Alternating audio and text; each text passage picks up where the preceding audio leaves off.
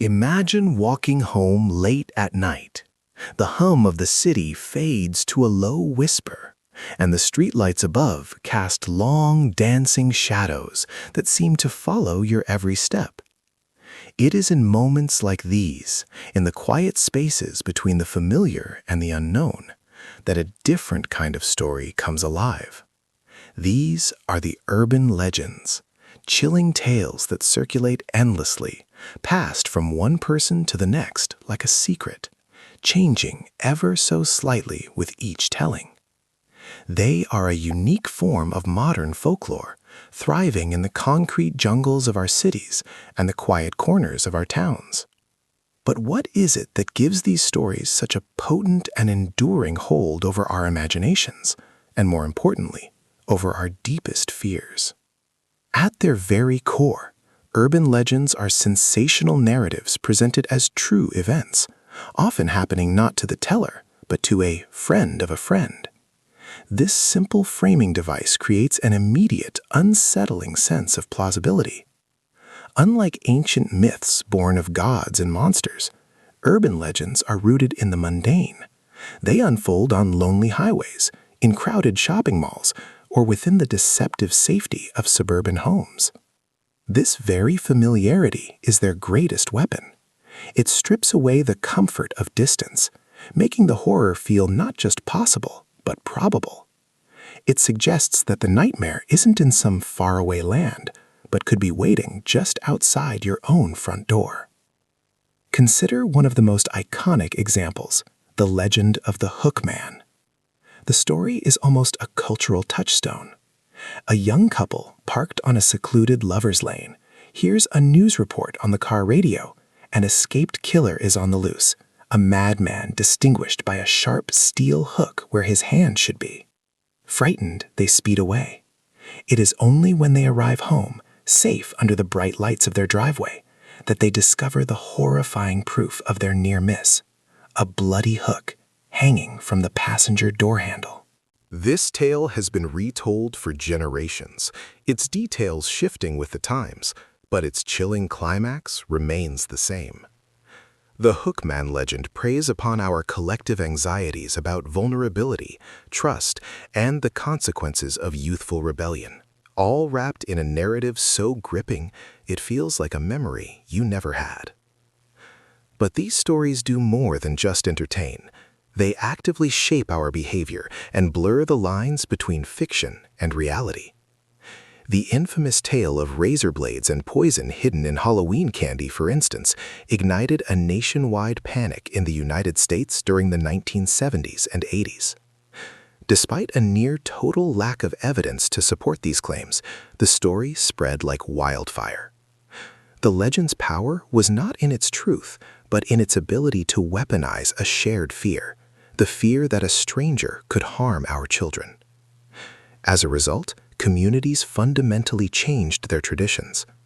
Parents began meticulously inspecting every piece of candy, hospitals offered free X-ray services, and the simple joy of trick-or-treating was forever tinged with a shadow of suspicion. The adaptability of urban legends is another key to their survival.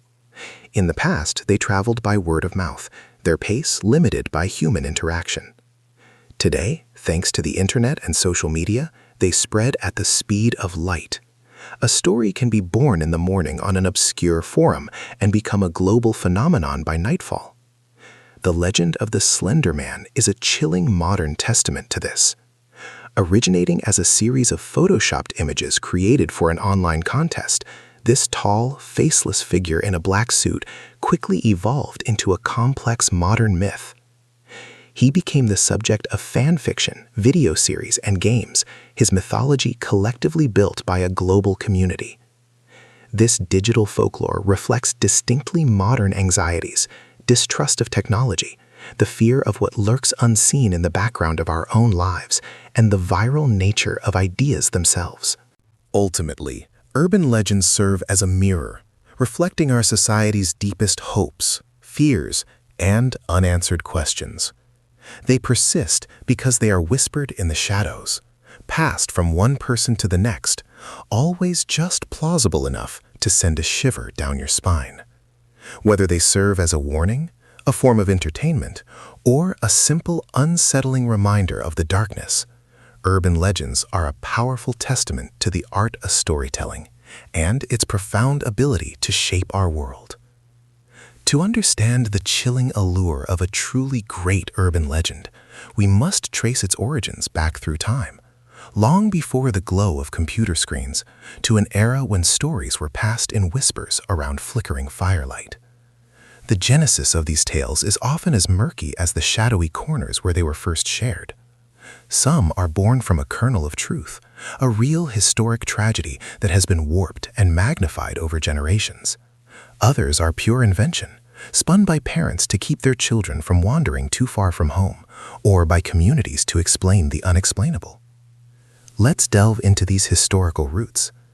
The earliest whispers of many legends can be found in the late 19th century, particularly in small, isolated communities where superstition was an integral part of daily life.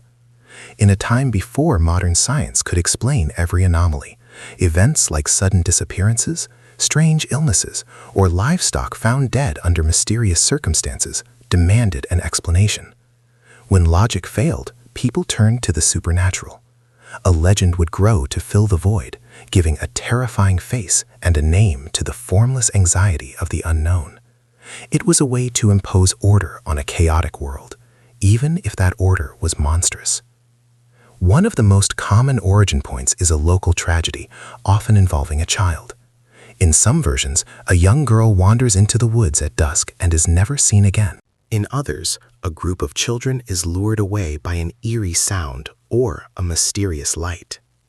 These early tales were raw and direct, always ending with the same stark warning: stay close to home after dark, and never, ever answer a call from the shadows. Over time, as the story was passed from one village to the next, it evolved. It absorbed elements from other local tales, each community adding its own unique fears and landmarks, until the original tragedy was buried under layers of folklore. Another powerful influence was the blending of cultures. As people migrated, they brought their stories with them. The Slavic tales of Baba Yaga, the British boogeyman, or the German Nachtkrop all contributed to a shared pool of mythological DNA. The legends we know today are often a patchwork, stitched together from these diverse traditions. Local anxieties shaped the creature's features. Sometimes it was a heartbroken woman in white, forever weeping by a river. Other times, it was a hulking, faceless figure, or a spectral child with hollow eyes. Each variation became a unique reflection of the community that told it, a monster tailor-made to exploit their specific fears. This spread was fueled entirely by oral tradition. Before literacy was widespread, a good story was a valuable currency. It was entertainment, education, and social control all in one. The legend served a vital function. It was a tool for teaching caution, for reinforcing social boundaries, and for giving voice to the darkness that people sensed but could not see. Children would listen with wide eyes, while adults would nod knowingly, cementing the story's place as accepted truth. With the arrival of print media in the early 20th century, the legend took on a new and more powerful life. Short stories in pulp magazines, sensationalized newspaper clippings, and cheap penny dreadfuls seized upon the tale, adapting it for a mass audience. Each retelling amplified the horror, adding new, terrifying details: glowing red eyes, a chilling laugh carried on the wind, or the sound of something scratching at your window pane. What began as a whispered local warning had transformed into a nationwide nightmare, ensuring its survival for generations to come, forever embedded in the cultural consciousness. When a legend truly takes root, it doesn't just linger in the shadows of the mind. It bleeds into the real world, weaving itself into the fabric of a culture's beliefs, behaviors, and even its physical geography. This transformative power is the ultimate proof of a story's impact, showing how a single tale can ripple outward, shaping a community in ways both subtle and profound. It often begins with language. Phrases and warnings derived from a legend can become common expressions, used even by those who don't know the full story. A parent might caution a child, "Don't wander near the river," or La Llorona will get you. Or a teenager might joke about checking the back seat of their car before driving off. These warnings, repeated from one generation to the next, serve as a kind of cultural shorthand, a way to invoke a shared fear and reinforce a behavioral lesson. In this way, the spirit or monster at the heart of the legend becomes a tool for social order, an invisible enforcer of communal rules.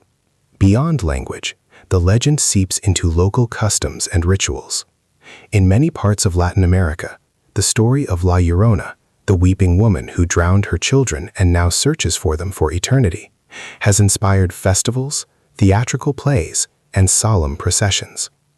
During these events, actors reenact her tragic search, while townspeople gather to share their own encounters and sing ballads that keep her memory alive.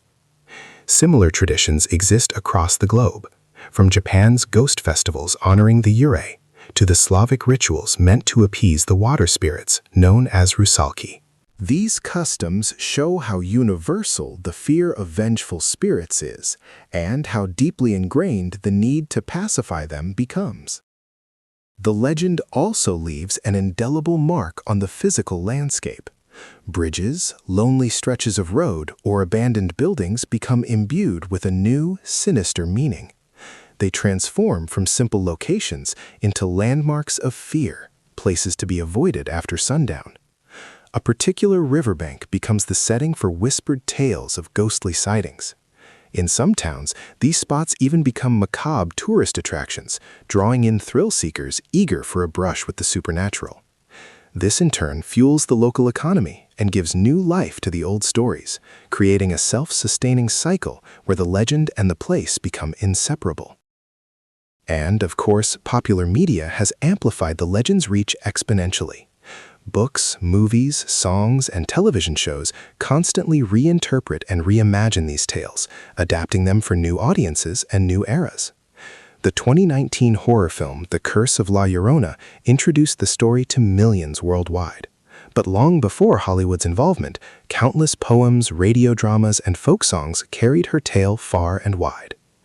Each retelling adds new layers to the myth, sometimes making the spirit more sympathetic, other times more terrifying, but always ensuring that it remains a part of the cultural conversation. At its core, a legend's cultural power lies in its ability to tap into universal human fears, the fear of loss, of guilt, of the unknown, and of the irreversible mistakes of the past. That is why it persists, shifting its shape but never truly fading away. Through language, ritual, geography, and media, the legend becomes more than just a scary story. It becomes a living, breathing part of a culture, a shadowy force that guides actions, shapes identities, and haunts the collective imagination, generation after generation. Some stories are like shadows. Long after the light has faded, they remain, etched into our memory, refusing to dissipate into the darkness. But what is it about certain legends, certain mysteries, that keeps us so utterly transfixed? Why do we find ourselves compelled to revisit the same haunting tales, unable to simply look away? The answer lies in a complex interplay of human psychology, our cultural conditioning, and the very wiring of our brains. First, there is the undeniable power of curiosity. Human beings are, by their very nature, information seekers. Psychologists refer to this as our need for cognitive closure, a deep, often unconscious desire to resolve uncertainty and find a definitive answer. When a story is left open-ended, shrouded in ambiguity, our minds itch for a resolution that never comes. This is why unsolved mysteries are so compelling. The open-endedness acts like a mental splinter. The more we try to ignore it, the more it demands our attention, forcing us to speculate, theorize, and endlessly revisit the details in search of a truth that may never be found. But it is more than just a puzzle to be solved. These lingering shadows tap directly into our most primal fears and anxieties. The explosion and popularity of true crime documentaries and podcasts is not born from a morbid enjoyment of suffering. Instead, these stories offer a controlled environment in which to confront the unthinkable. By exploring the darkest corners of human behavior from the safety of our own homes, we gain a vicarious sense of understanding and preparedness. We seek to comprehend the why behind monstrous acts, subconsciously gathering information in an attempt to make sense of a world that often feels random and dangerous. It is a way of staring into the abyss, while knowing we can turn it off at any moment. There is also a powerful element of empathy at play. When we hear stories of tragedy or injustice, we connect with the victims and their families. Their pain becomes, in a small way, our own. The lingering shadow of their story becomes a call for justice, a reminder that the narrative is not truly over until there is closure or healing. This shared emotional investment turns a private tragedy into a public obsession, keeping it alive in the collective consciousness long after it has faded from the headlines. Our modern cultural landscape is designed to amplify these shadows. The 24-hour news cycle, the endless discussion forums of social media, and the dedicated online communities that form around specific mysteries all create a kind of digital campfire, a place where the story is never allowed to fully recede. These communal spaces transform unsolved cases and persistent legends into shared projects, where thousands of people collaborate in the pursuit of answers, making it even harder for any single individual to look away. Ultimately, these shadows linger because they force us to confront uncomfortable truths about ourselves and our society. They demand that we wrestle with profound questions of morality, justice, and the very limits of human knowledge. In this sense, the shadow is also a mirror, reflecting our own vulnerabilities, our own unresolved fears, and the mysteries we carry within ourselves. And so we keep watching, keep listening, and keep wondering, drawn to the darkness not because we wish to be consumed by it, but because we are relentlessly, hopelessly, and humanly driven to understand it.